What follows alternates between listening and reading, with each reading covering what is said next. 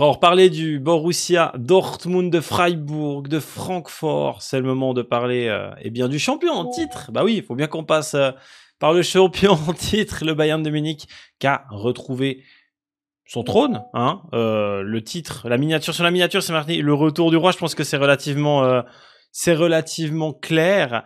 Parce que pour moi, ben, on parle officiellement du retour du plus grand club allemand sur le trône de la Bundesliga. Et ils l'ont pas quitté longtemps, une seule année, mais une seule année qui a fait pas mal parler. On va regarder un tout petit peu ce Bayern, 24-25, qui a vécu, ben, bien sûr, une saison qui est de manière générale couronnée de succès, parce qu'il y a un titre au bout, et ça, je pense que c'est le plus important. Et bien sûr, se pencher aussi un tout petit peu sur les perspectives d'avenir de cette équipe avec Vincent Kompany à sa tête, qui, on peut dire ce qu'on veut, mais a réussi son coup, hein, puisque le Bayern est à nouveau champion d'Allemagne. Je me suis loupé dans mes prédictions parce que j'avais dit que le Leverkusen ferait 2 années d'affilée champion. Eh ben, tiens dans tes dents, je me suis bien loupé. Et on va analyser tout ça. Bon, pour commencer, comme d'habitude, vous commencez à avoir un peu l'habitude, on regarde une chose dans ce format, c'est, bien sûr, les arrivées de ce Bayern lors de la saison, 2024-2025, qui était relativement important, dans le sens où il y a des arrivées, mais il y a d'abord les départs. Je préfère même commencer par les départs, parce que Mathis de Ligt qui s'en va du côté de Manchester United, tout comme Mazraoui, on récupère 60 millions sur les deux cas. Tillman qui s'en va du côté de Eindhoven, ok. Finalement, Eindhoven, le vent, hein, par la suite, vous le savez, hein, il vient d'être recruté par cette équipe de l'Eintracht Francfort, si je dis pas de conneries, si je dis pas de conneries, je crois que je dis pas de conneries, bref, il vient d'être transféré quelque part, le petit Malik Tillman. Il a fait une saison, non, le Bayer Leverkusen, pour compenser le départ de Florian Wirtz, des fois, excusez-moi, je suis aussi un petit peu fatigué. Mais voilà, pas de gros départ à noter, hormis, un Matthias de Ligt qui, pour moi, avait encore de meilleures choses à faire du côté du Bayern et qui choisit cette équipe de Manchester United. On sait comment ça s'est passé, je pense qu'il aurait dû rester. Puis Mazraoui, j'ai jamais été réellement fan, mais pour moi, le Bayern équilibre sa masse salariale et sa balance financière avec des départs et va donc dans la foulée faire quoi ? Réinvestir sur des profils qui étaient un peu en perdition du côté du Bayern, notamment sur l'animation offensive. Il y a l'arrivée de Michael Olise, qui, on peut dire ce qu'on veut, est une franche réussite, parce que sa saison à Michael Olise est vraiment bonne. C'était déjà un top joueur, qu'on se le dise, du côté de Crystal Palace. En Première Ligue, il avait fait ses preuves, et là, il arrive en Bundesliga. Sa première saison, elle est incroyable. On est à 5 buts et 2 passes D en Ligue des Champions, on est à 12 buts et 18 passes décisives. C'est clairement un fait notable, impliqué sur 30 buts lors de la saison de Bundesliga, et en démontre sa qualité puisqu'il a été utilisé à 34 reprises sur 34 matchs. Donc ça démontre que Michael Olise a eu une adaptation express à la Bundesliga, mais finalement son profil ne choque pas du tout. Un qui a eu beaucoup plus de peine, c'est João Palhinha, qui était annoncé comme étant le milieu récupérateur que le Bayern avait besoin pour aller de l'avant. Ça n'a pas été franc fou, hein, pour João Palhinha, qui a perdu drastiquement en valeur. Pour moi, c'est le flop de la saison du côté du Bayern et des transferts. Et il y avait l'arrivée de Ito, qui arrivait en provenance de Stuttgart. Stuttgart, ils s'étaient fait dépouiller. Ils avaient perdu Valdemar Anton, ils avaient perdu Ito, ils avaient perdu encore Segu Girassi, énormément de départs. Et Ito, force est de constater que ça a fait sa saison sans être non plus incroyable. Le japonais, c'est pas la folie. Je le trouvais meilleur à Stuttgart. Il y avait moins de pression aussi à Stuttgart, faut qu'on se le dise. Et tout ça pour dire que, pour moi, Ito, c'est pas un flop, mais je m'attendais quand même un petit peu mieux. Un fait notable, l'arrivée de Jonas Urbig, qui a un peu passé inaperçu, hein, qui a fini sa saison avec Cologne, et puis qui ensuite est venu au Bayern durant l'hiver. Alors, il a été champion de Bundesliga 2 puisqu'il a passé une partie de la saison à Cologne. Mais Jonas Urbig, retenez bien ce nom-là. Parce que c'est un gamin qui vaut déjà 12 millions, qui a été acheté 7 millions par le Bayern. Déjà là, fait notable. 21 ans. Une qualité énorme. Alors, pas premier gardien chez les U21, puisque c'est Noah Teboulou, le gardien de Freiburg, qui est le numéro 1, mais il est numéro 2. Un garçon qui a énormément de qualité et qui, à mon avis, va rapidement faire parler de lui. Et au vu de l'âge avancé d'un Manuel Neuer, autant vous dire que l'arrivée de Jonas Urbig n'est absolument pas un hasard, puisque pour moi, il est le digne héritier du poste, bien sûr, du côté des gardiens de but. Qu'est-ce que ça a donné lors de cette saison, du coup 24-25 ? Ça a donné bien sûr un titre de champion d'Allemagne, largement empoché pour le Bayern, qui a fini, vous le voyez là, avec énormément de points d'avance sur le champion en titre qui était Leverkusen. Ça fait un beau parcours en Ligue des Champions. Ça va en quart de finale en Ligue des Champions, ce que j'estime être un beau parcours pour ce Bayern. Ça va en petit parcours en DFB Pokal et c'est là bien sûr que ça pose problème et finalement c'est un peu le même discours que pour Dortmund. Tu fais un parcours qui est pas notable en DFB Pokal. Tu fais un parcours qui est même décevant. Tout le monde s'attendait à plus de qualité de la part de ce Bayern en DFB Pokal et pour moi c'est une évidence de dire que il devait aller clairement plus loin. J'aime bien dire le quart de finale est le minimum pour le Borussia Dortmund. C'est ce que j'ai dit dans ma vidéo. Je pense que pour Bayern, c'est quasiment les demi-finales. Hein, quand tu es le plus gros club allemand, voilà, tu peux te faire surprendre. Mais si tôt dans la compétition, ça me surprend. Tout en sachant que au niveau de la Ligue des Champions, tu sors contre l'Inter qui, moi qui avais vu les deux matchs, je m'étais dit... Ok, il y a une gestion défensive de l'Inter qui est irréprochable, on ne peut pas leur reprocher ça. Mais par contre, je trouve que l'Inter, sur l'ensemble des deux parties, ne méritait pas autant que le Bayern. J'avais trouvé le Bayern plus tranchant, plus offensif, et l'Inter qui avait su faire beaucoup plus mal sur les quelques occasions qu'ils avaient eues.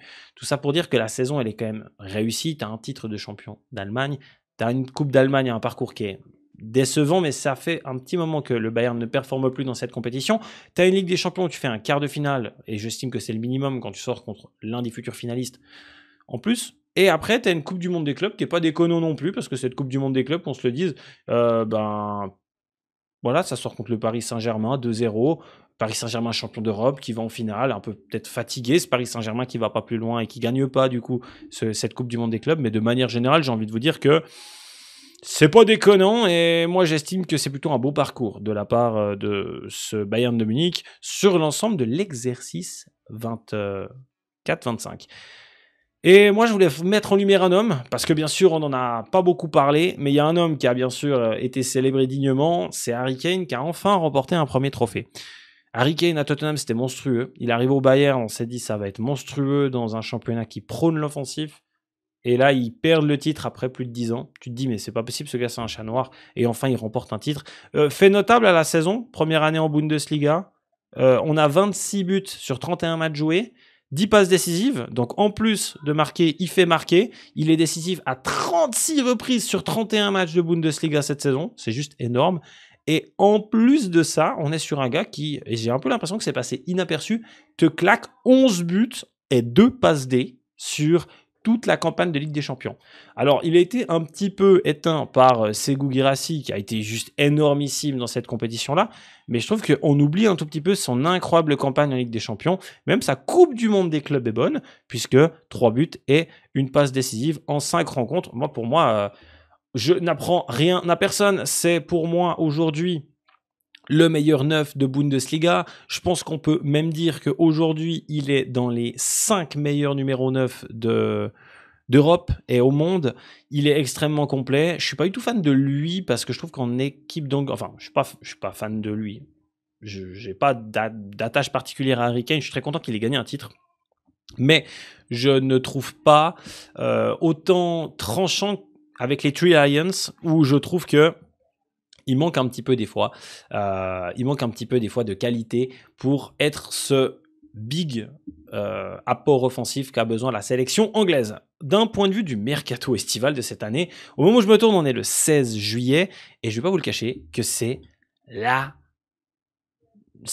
somnifère. Le mercato du Bayern, c'est le somnifère. Il y a l'arrivée de Jonathan Tah qui avait fait une énorme saison à Leverkusen, qui arrive au Bayern pour 2 millions symboliques parce qu'il arrivait de toute façon en fin de contrat et que quasiment tout était acté et que Leverkusen a récupéré ce qu'il pouvait.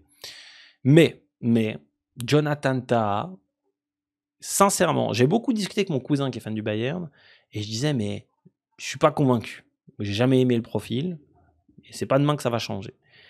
Et malgré tout, Jonathan Tah, je pense que ça peut être un bon apport, surtout au vu du rendement des défenseurs lors de la saison dernière. Parce que la saison dernière, qu'on se le dise, il y a eu Ito qui est arrivé et qui n'a pas été à niveau. Hein, ça, c'est pour moi une pure réalité. Mais si tu regardes un tout petit peu l'alignement défensif de cette équipe du Bayern, c'est encore plus marquant. Tu as Jonathan Tah qui est là, ok.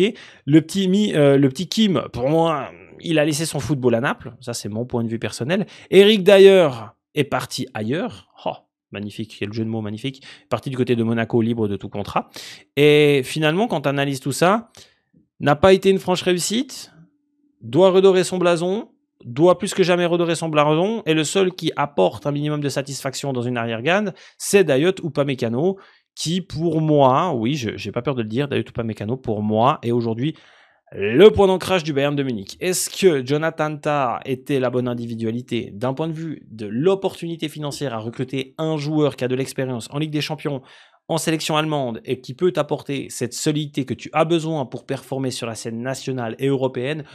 Il peut faire le taf. Mais par contre, tu n'as aucune certitude que ce gars te sortira sa saison référence, qui est celle du titre de champion d'Allemagne de Leverkusen. Donc, Jonathan Tah, j'y mets des guillemets, mais il faut reconnaître que l'opportunité financière était belle et que le club a réussi son coup. Est-ce que moi, aujourd'hui, je recruterais un autre défenseur central? Complètement. Complètement, parce que Kim, parce que Ito, je suis absolument pas 100% convaincu, parce que Upamecano est la seule valeur sûre pour moi de cet effectif. Tu avais Matthijs de Ligt qui est parti du coup et qui reste du côté de qui restera bien sûr à Manchester, il n'a fait qu'une seule saison.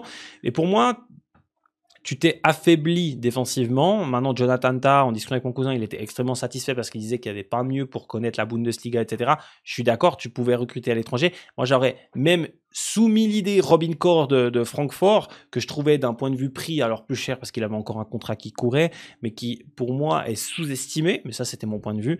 Et tout ça pour dire que, bah oui, le Bayern va chercher Jonathan Tah. Et c'est le seul transfert notable parce que, bah, il y a le retour de Matistel qui finalement est acheté définitivement pour 35 millions par les Spurs. Je préfère mettre en lumière ce jeune garçon, Tom Bischoff. 30 millions. Oui, qui appartient au Bayern officiellement depuis le 9 juin 2025, qui était prêté du côté il était à Hoffenheim, et c'est, pour moi, aujourd'hui, avec la blessure de Jamal Musiala, un des joueurs qui va pouvoir se mettre en évidence. Et retenez bien ce nom-là, parce que c'est un vrai talent. Je trouve que les pépites allemandes sont un peu mis de côté. Un autre joueur qu'on peut parler comme étant une pépite allemande et qui a été prêté, lui, la saison dernière, du côté d'une équipe qui a vécu une saison compliquée puisqu'ils ont dû aller se sauver in extremis du côté de Elfensberg, c'est bien sûr Paul Vanner, qui revient de son prêt et qui, à mon avis, va réellement pouvoir apporter un plus, surtout avec la blessure de Jamal Musiala. Il faut juste être ultra transparent là-dessus. Il avait été très bon début de saison, il a eu une blessure ensuite, et c'était un petit peu l'élément déclencheur de cette attaque, de ces éléments offensifs du côté du Bayern de Munich. Donc même si le mercato du Bayern paraît extrêmement calme, moi je dirais juste qu'avec Bischoff et Vanner, tu as en fait deux joueurs que tu avais besoin. Parce que si on se résume 2 secondes, t'as ton meneur de jeu numéro 1, la pépite de ton équipe, Jamal Musiala, qui est complètement pété et qui sera pas là tout de suite. T'as Leroy Sané qui part librement du côté de Galatasaray. T'as la perte de Thomas Müller qui était un de tes joueurs emblématiques et qui pouvait jouer à ce poste-là. Et tout ça aboutit, tu te rends compte que t'es quasiment dans la merde parce que t'as plus de milieu offensif, alors que tu joues clairement avec un milieu offensif. Et avec le retour de ces deux joueurs, moi je suis très content. Alors je suis pas content pour Jamal Musiala parce que c'est un pur talent, c'est un pur joueur qui respire le football et qui est un vrai atout pour son équipe. Jamal Musiala, et si tu aimes le football, tu aimes Jamal Musiala, c'est pas compliqué, voilà. Il est incroyable à voir jouer. Par contre, si tu analyses rapidement l'état du milieu de terrain offensif du Bayern, Leon Goretzka ne peut pas jouer milieu offensif. Tu as Tom Bischoff qui revient de près et qui, à mon avis, aura énormément d'importance. Jamal Musiala, on est sur une longue blessure. 140 millions de valeur, c'est une dinguerie, ce type. Je sais que le petit Ibrahimovic est une belle pépite et il est parti en prêt du côté de Heidenheim. Le petit Kater Macher est parti à Huerta et du coup, il y a eu un autre départ qui n'était pas à négliger, qui pouvait apporter un plus à cette équipe du Bayern. Où est-il? Le joueur que je cherchais, que je ne voyais pas, c'était donc Paul Wagner, qui donc lui revient, mais il n'a pas encore été mis à jour dans l'effectif du coup de ce Bayern de Munich. Que doit-on attendre de ce Bayern? Pour moi, alors la perte de Musiala est terrible. Je pense que clairement, on va le ressentir drastiquement. Mais cela dit, je pense pas qu'ils n'ont pas les armes pour être un nouveau champion d'Allemagne, parce que quand tu as dans le top 5 des meilleurs attaquants au monde avec Harry Kane, quand tu as quand même encore et toujours du Michael Olise qui est en summum de sa forme, qui a fait une saison exceptionnelle, tu as toujours Serge Gnabry qui peut dépanner, tout comme Kingsley Coman. Je sais que le Bayern avait essayé de s'activer sur certaines pistes pour renforcer ses joueurs très mobiles sur les côtés. Il y avait d'abord eu la tentation Leao qui ne s'est jamais concrétisée. Il y a eu la tentative Luis Diaz de la part du côté de Liverpool et ça n'a pas été fait. Et selon les dernières nouvelles que j'ai, il semblerait que le Bayern s'activerait sur Leandro Trossard de Arsenal. Pardon. Pas du tout un profil qui me hype personnellement, mais le Bayern, à mon avis, va encore réaliser un ou deux coups, notamment offensivement. Mais pour ma part, je me pencherai plus sur l'aspect défensif. Pour moi, ce Bayern a très peu de pertes majeures, hormis les emblématiques Thomas Müller. Le départ de Leroy Sané n'est pas une grande perte selon moi. Mais cela dit, défensivement, je trouve extrêmement léger. Et je pense que c'est un axe que le Bayern ne doit pas négliger. Je verrais bien l'arrivée d'un ou deux joueurs encore sur l'aspect défensif. Pas forcément que des défenseurs centraux, hein, parce que tu peux renforcer ton équipe, notamment avec des latéraux, où on sait que Alphonso Davies est blessé, que Rafael Guerreiro est toujours là, que tu as Josip Stanisic qui a fait de bonnes choses et qui peut aussi dépanner sur le côté. Mais voilà, je trouve que défensivement, c'est un petit peu le chantier du côté de Munich. Et il y a un gros job à effectuer de ce côté-là. Et je me réjouis de voir ce que va réaliser le Bayern pour combler ces 2-3 petits manquements, pour être à nouveau ultra compétitif, à remporter clairement peut-être une nouvelle Ligue des Champions. En tout cas, je pense que le club travaille dans cette direction-là, travaille à rester au sommet de la Bundesliga, et je me réjouis de voir tout ce qui va se passer. Votre avis encore une fois dans les commentaires du Bayern. Merci à vous d'avoir regardé cette courte analyse sur le club bavarois. On se dit à très très vite pour une prochaine vidéo. C'était Micro. Ciao ciao.